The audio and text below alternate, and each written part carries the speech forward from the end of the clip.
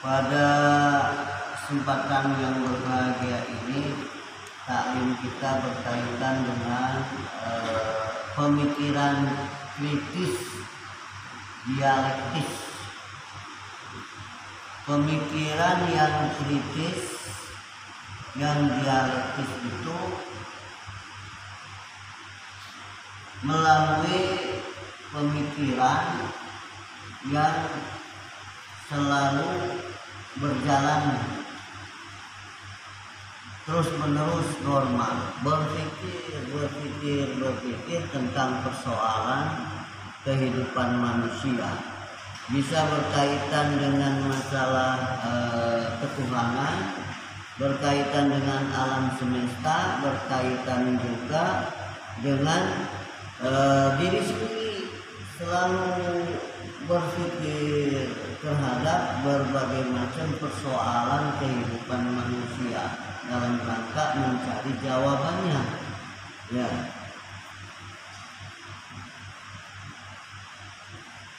Cara berpikir kritis dialektis ini telah dilakukan oleh beberapa para ahli filsafat, misalnya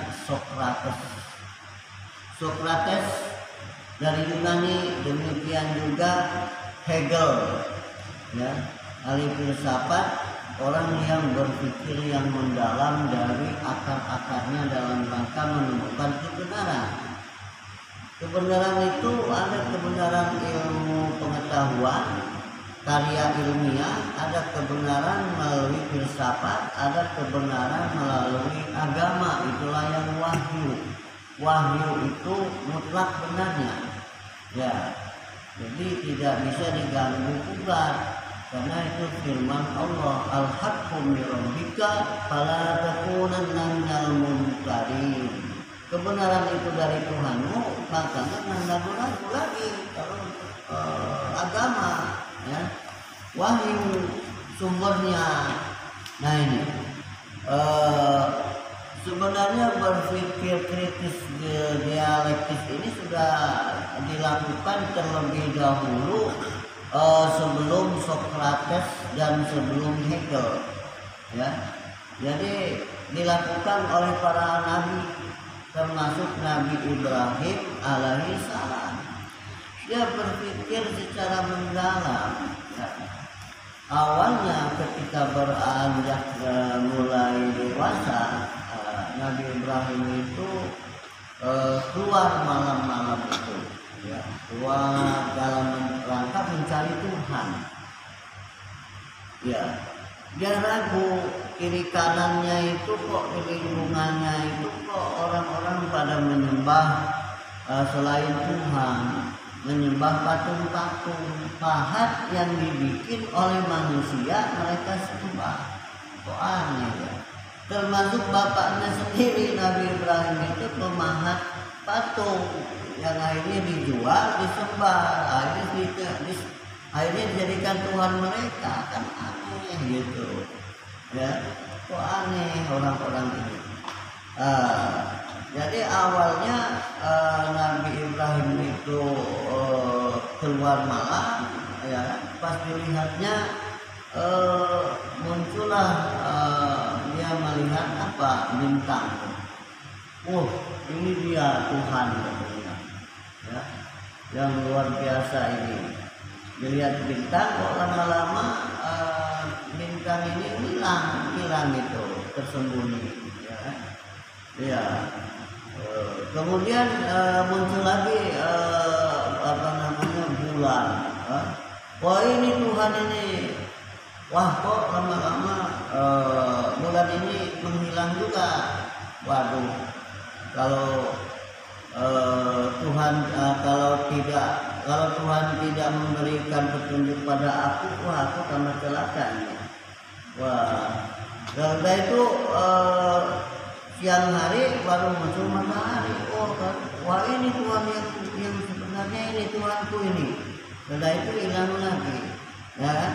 Nah, dari situlah, ya, waduh, kalau begini mah kacau ini.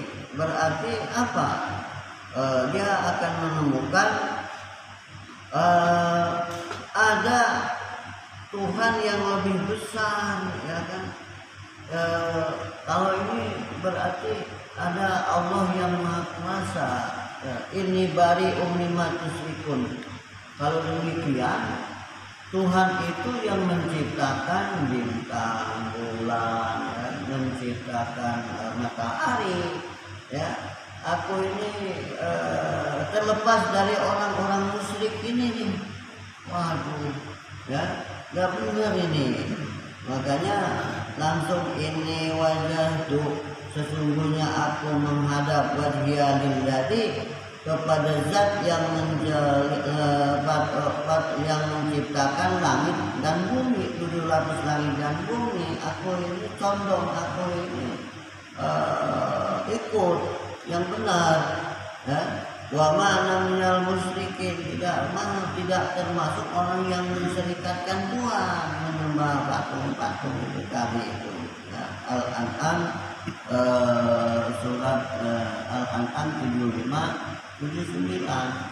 Nah, ini juga terkait dengan surat Al-Anbiya ayat 57 sampai 67. Silakan nanti dilihat ini cerita ini.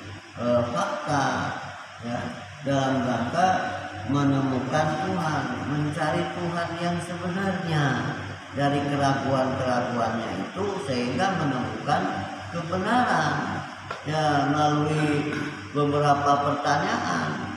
Pada suatu malam keluar, kemudian Tuhan-Tuhan yang disembah oleh orang-orang musyrik itu dipecah-pecahin semua oleh Nabi Ibrahim.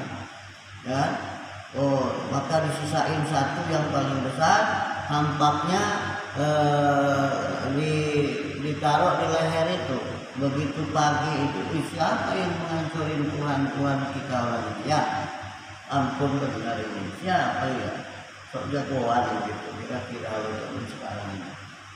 Nah, setelah diselidiki, wah, ini dia orangnya. Nah, Ibrahim ini, ya. Disidang, setelah disidang bagaimana akhirnya mendapat pertanyaan-pertanyaan dari mereka, mengapa Tuhan kami dihancurkan? Oh tidak, jadi dia mengelak waktu itu, ya, tidak padahal ya.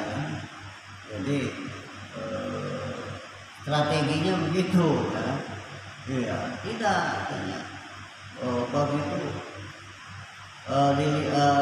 dilihat, coba tanya mereka, tampaknya ada di mana yang paling besar? Oh itulah yang menghancurkan Tuhan-Tuhan kamu orang itu Tuhan yang paling besar katanya, patung itu.